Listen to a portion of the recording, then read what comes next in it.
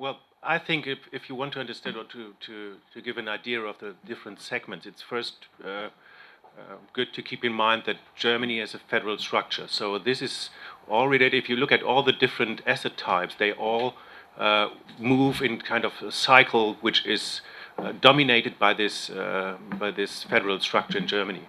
So what Markus mentioned in his presentation, that we don't only have the capital like Berlin and the top 7 that everyone looks at, but also some very prosperous regional areas where you do have growth in demographics, you do have economic growth, and so the basics and the fundamentals of these areas are similar to the top 7 locations. So when you talk about prime and core assets, what he also mentioned, I think that the core definition, like being in the top 7 cities, is something that doesn't really cover Germany as a whole. You do have also these regional prosperous areas. We've made some survey about 14 different areas in Germany which are prosperous from that perspectives.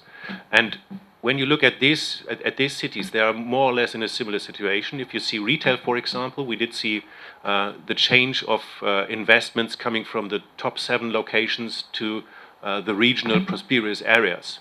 And this is something that took place over the last years. So investors, as you also mentioned, the investors, the core investors who invest a lot of equity. This is what the current investors are doing, or what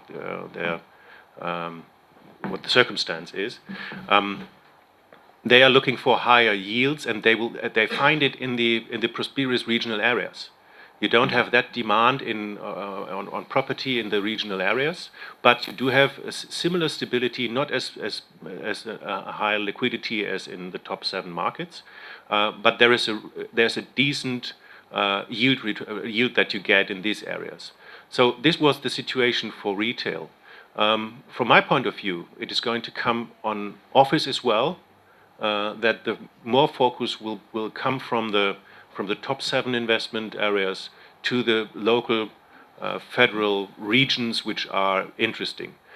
It doesn't say that all the regions are very interesting for investments. You do have to really have a look at what the structure is, or how the structure is really what it's about.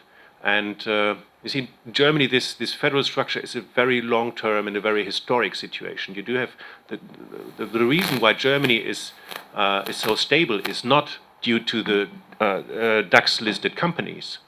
If they are in a city or not, this is, for Munich, it's interesting to have these very huge companies there. But you also do have a fluctuation there. If the top companies do have the idea to produce somewhere else, they move the country, they leave the country.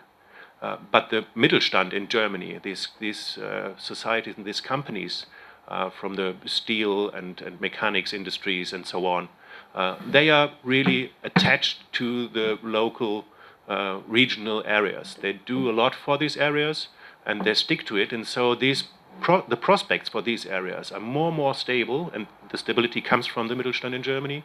And so this is a natural thing to do to broaden up the view from the top 7, where everyone is looking at, to the regional prosperous areas. This is a situation which covers, or which is for retail, office, and all the related things for that. For logistics, I would guess it's something different, because it doesn't have that much to do with this situation. And for residential, it is similar, but on a broader base. So in Germany, we do have, for example, a decreasing demographics for the total of Germany. But also, as you mentioned in your presentation for the top 7, we have an increase of population in that areas, and we do also have a positive demographics. For example, for these 14 cities, or for 14 areas that we spotted out as being a very interesting investment location.